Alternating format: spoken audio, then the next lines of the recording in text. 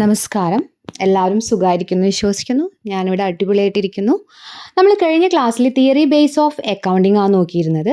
അതിൽ നമ്മൾ accounting assumptions or concept നോക്കി കഴിഞ്ഞു. ഇനി നമുക്ക് നോക്കാനുള്ളത് അക്കൗണ്ടിങ് പ്രിൻസിപ്പിൾസ് ഓർ കൺവെൻഷൻസ് ആണ്. അപ്പോൾ നമുക്ക് പഠിക്കാം. അക്കൗണ്ടിങ് പ്രിൻസിപ്പിൾസ് ഓർ കൺവെൻഷൻസ് ഇതിൻ്റെ അണ്ടറിലാണ് revenue realization, verifiability or objectivity, matching principle, fully disclosure, dual aspects principles, historical cost principles. ഇനി നമുക്ക് ഓരോന്നും എന്താണെന്ന് നോക്കാം. ഫസ്റ്റ് വൺ ആണ് റവന്യൂ റിയലൈസേഷൻ.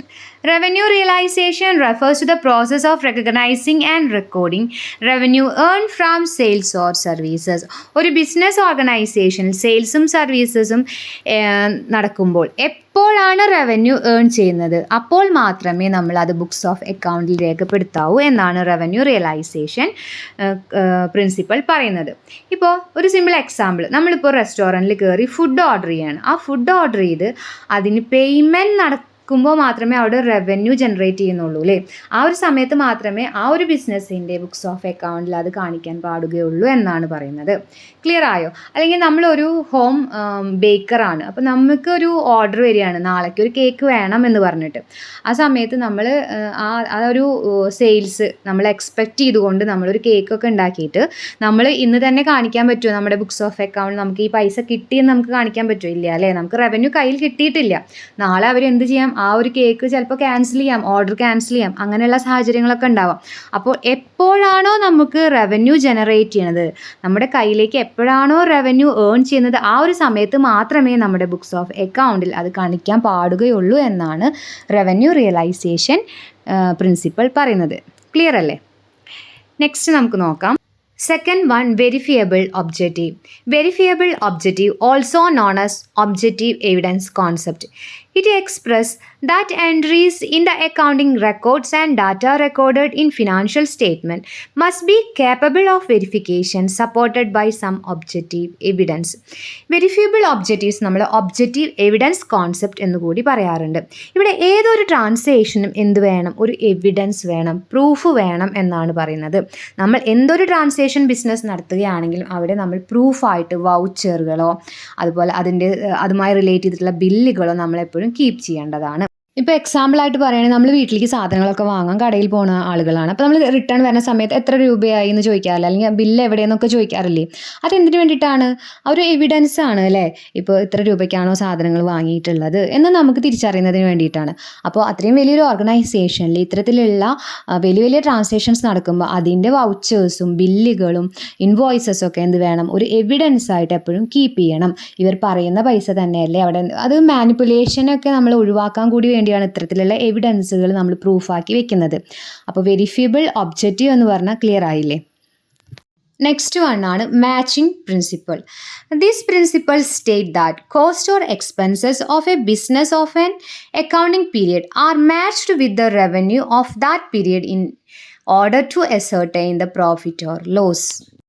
മാച്ചിങ് പ്രിൻസിപ്പിൾസ് എന്ന് പറയുമ്പോൾ ഒരു അക്കൗണ്ടിങ് കാലയളവിലെ ഒരു ബിസിനസ്സിൽ നടന്നിട്ടുള്ള എക്സ്പെൻസസും അതുപോലെ തന്നെ ഇൻകം, ലാഭമാണോ നഷ്ടമാണോ കണ്ടെത്തുന്നതിന് വേണ്ടി അതേ കാലയളവുമായിട്ടുള്ള ഇൻകവുമായിട്ടാണ് നമ്മൾ ആ ഒരു ബിസിനസ്സിനായിട്ടുള്ള വരുമാനമായിട്ടാണ് നമ്മൾ എന്ത് ചെയ്യേണ്ടത്, കമ്പയർ ചെയ്യേണ്ടത് എന്ന് പറയുന്നത്. എന്ന് വെച്ചാൽ 2020 നടന്നിട്ടുള്ള ബിസിനസ് ട്രാൻസാക്ഷൻസും അവർക്ക് വന്നിട്ടുള്ള ഇൻകവും 2020 നടന്നിട്ടുള്ള എക്സ്പെൻസും ആയിട്ടാണ് നമ്മൾ കമ്പയർ ചെയ്യേണ്ടത്.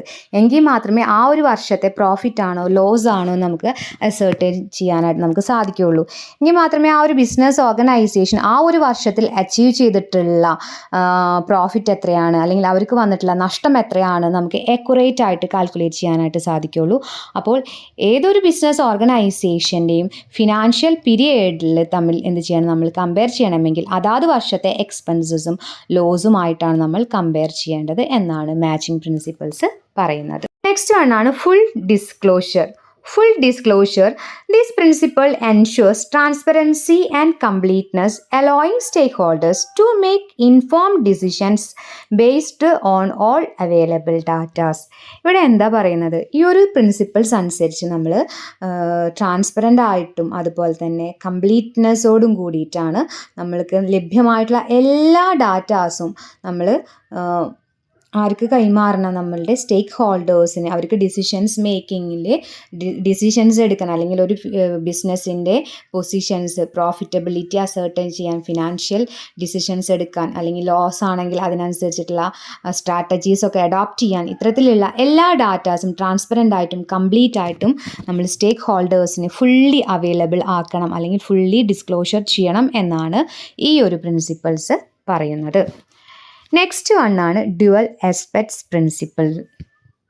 ഈ ഒരു പ്രിൻസിപ്പിൾ പ്രകാരം ഏതൊരു ബിസിനസ് ഓർഗനൈസേഷനിലും എന്തൊരു ട്രാൻസാക്ഷൻ നടക്കുമ്പോഴും അവിടെ 2 തരത്തിലുള്ള എഫക്റ്റുകളാണ് നടക്കുന്നത്. ഒന്നെങ്കിൽ ഗിവിങ് എഫക്റ്റും അല്ലെങ്കിൽ റിസീവിങ് എഫക്റ്റുമാണ് അവിടെ നടക്കുന്നത്. എന്ന് വെച്ചാൽ ഡെബിറ്റ് ആവുന്നുണ്ട്, അതുപോലെ തന്നെ ക്രെഡിറ്റ് ആവുന്നുണ്ട്. കുറച്ചുകൂടി സിമ്പിളായിട്ട് പറയുകയാണെങ്കിൽ, നമ്മളുടെ ബിസിനസ്സിലേക്ക് നമ്മളൊരു മെഷീനറി പർച്ചേസ് ചെയ്തു എന്ന് വയ്ക്കുക. അപ്പോൾ നമ്മളെ ബിസിനസ്സിനെ സംബന്ധിച്ചിടത്തോളം ബിസിനസ്സിലേക്ക് വന്നത് എന്താണ്? നമ്മൾ ബിസിനസ് റിസീവ് ചെയ്തത് എന്താണ്? മെഷീനറി ആണല്ലേ. അപ്പോൾ അവിടെ എന്ത് നടന്നു? റിസീവിങ് എഫക്റ്റ് നടന്നു. ദെൻ ബിസിനസ്സിൽ നിന്ന് പോയത് എന്തായിരിക്കും? ബിസിനസ് എന്ത് കൊടുത്തപ്പോഴായിരിക്കും മെഷീനറി കിട്ടിയിട്ടുണ്ടായിരിക്കുക? ക്യാഷ് കൊടുത്തതായിരിക്കില്ലേ. അപ്പോൾ അവിടെ നിന്ന് പോയത് എന്താണ്? ക്യാഷ് ആണ് അല്ലേ. അപ്പോൾ ഒരു ട്രാൻസാക്ഷൻ നടക്കുമ്പോൾ, ഏതൊരു ബിസിനസ് ഓർഗനൈസേഷനിലും ഒരു ട്രാൻസാക്ഷൻ നടക്കുമ്പോൾ അതിന് 2 എഫക്ട്സുകൾ ഉണ്ടായിരിക്കും, ഗിവിങ്ങും അതുപോലെ തന്നെ റിസീവിങ് എഫക്ട്സും. ക്ലിയർ ആയോ? നെക്സ്റ്റ് വണ്ണാണ് ഹിസ്റ്റോറിക്കൽ കോസ്റ്റ്.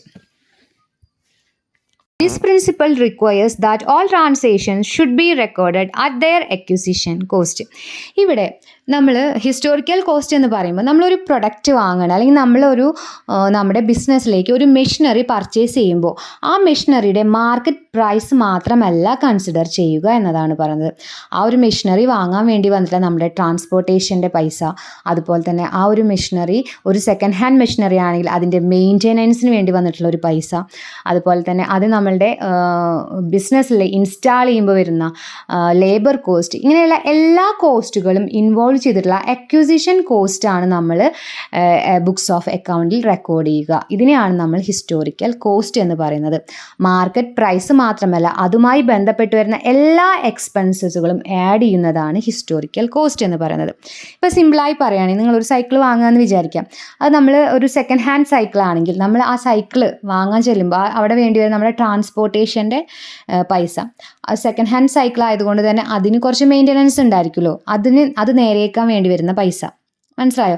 അപ്പോൾ ഇത് രണ്ടും കൂടി ചേർത്തിട്ടുള്ള ടോട്ടൽ എമൗണ്ട് ആണ് അതിൻ്റെ ഒറിജിനൽ കോസ്റ്റ് എന്ന് പറയുന്നത്. അതാണ് ഹിസ്റ്റോറിക്കൽ കോസ്റ്റ് എന്ന് പറയുന്നത്. ക്ലിയർ ആയോ? ഇത്രയാണ് നമ്മൾ അക്കൗണ്ടിങ് പ്രിൻസിപ്പിൾസ് ആൻഡ് കൺവെൻഷൻസിൽ പഠിച്ചത്. Revenue realization, verifiable objective, matching principle, full disclosure, dual aspects and finally historical cost. ഇനി നമുക്ക് നോക്കാനുള്ളതാണ് മോഡിഫൈങ് പ്രിൻസിപ്പിൾസ്. മോഡിഫൈങ് പ്രിൻസിപ്പിൾസിൻ്റെ അണ്ടറിൽ വരുന്നതാണ് materiality. These principles allows for the omission of insignificant information if it does not impact the overall understanding of financial statement. Essentially, it helps focus on what is important. ഇവിടെ materiality എന്ന് പറയുമ്പോൾ എന്താണോ significant ആയിട്ടുള്ള datas അതിനെ മാത്രം focus ചെയ്യാനാണ് പറയുന്നത്. നമ്മളുടെ ഒരു ബിസിനസ്സിൽ ഒരുപാട് ട്രാൻസാക്ഷൻസ് നടക്കുന്നുണ്ടായിരിക്കും അല്ലേ. അതിൽ നമുക്ക് എന്താണോ ആവശ്യമുള്ളത്, സിഗ്നിഫിക്കൻ്റ് ആയിട്ടുള്ള ഇമ്പോർട്ടൻ്റ് ആയിട്ടുള്ള കാര്യങ്ങൾ ഏതാണോ അവിടെ ഫോക്കസ് ചെയ്യണം. അല്ലാതെ ഇൻസിഗ്നിഫിക്കൻ്റ് ആയിട്ടുള്ള മാറ്റേഴ്സ് ഒന്നും നമ്മളെ ഫിനാൻഷ്യൽ സ്റ്റേറ്റ്മെൻറ്റിനെ ബാധിക്കാത്ത തരത്തിലുള്ള ഇൻസിഗ്നിഫിക്കൻ്റ് ആയിട്ടുള്ള മാറ്റേഴ്സ് ഒന്നും ബുക്സ് ഓഫ് അക്കൗണ്ടിൽ കാണിക്കേണ്ടതില്ല എന്നാണ് പറയുന്നത്. അപ്പോൾ it helps focus on what is important. അപ്പോൾ നമുക്ക് അത്തരത്തിലുള്ള ബുക്സ് ഓഫ് അക്കൗണ്ട് എടുത്ത് നോക്കുമ്പോൾ തന്നെ എന്താണ് ഇമ്പോർട്ടൻ്റ് ആയിട്ടുള്ളത് എന്ന് നമുക്ക് ഈസി ആയിട്ട് മനസ്സിലാക്കാനായിട്ട് സാധിക്കും. സിഗ്നിഫിക്കൻ്റ് ആയിട്ടുള്ള റെലവൻ്റ് ആയിട്ടുള്ള ട്രാൻസാക്ഷൻസ് മാത്രം എവിടെ കാണിച്ചാൽ മതി? ബുക്സ് ഓഫ് അക്കൗണ്ടിൽ കാണിച്ചാൽ മതി എന്നാണ് മെറ്റീരിയാലിറ്റി എന്നൊരു കോൺസെപ്റ്റ് കൊണ്ട് ഉദ്ദേശിക്കുന്നത്. നെക്സ്റ്റ് നമുക്ക് നോക്കാനുള്ളത് കൺസിസ്റ്റൻസിയാണ്. These principles requires that once an accounting method is adopted, it should be used consistently from one period to the next unless a change is warranted and disclosed. It ensures comparability of financial statement over time. ഇവിടെ consistency എന്ന് പറയുമ്പോൾ accounting practice should remain the same from one year to another. Accounting practices ഒരു വർഷത്തിൽ നിന്നും അടുത്തൊരു വർഷത്തിലേക്ക് എന്തായിരിക്കണം, same ആയിരിക്കണം, കൺസിസ്റ്റൻ്റ് ആയിരിക്കണം. എന്നുവെച്ചാൽ നമ്മൾ ഇടയ്ക്കിടെ നമ്മളുടെ മെത്തേഡ്സും പാറ്റേൺസും സ്റ്റാൻഡേർഡ്സും ഒക്കെ മാറ്റുകയാണെങ്കിൽ നമുക്ക് അതിലൊരു റിലയബിലിറ്റി ഇല്ല, നമുക്ക് കമ്പാരബിലിറ്റിക്ക് ഒന്നും സാധ്യതയില്ല. അപ്പോൾ കൺസിസ്റ്റൻ്റ് ആയിട്ടുള്ള അക്കൗണ്ടിങ് പ്രാക്ടീസസ് നമ്മൾ ഫോളോ ചെയ്യണമെന്നാണ് കൺസിസ്റ്റൻസി കൊണ്ട് ഉദ്ദേശിക്കുന്നത്.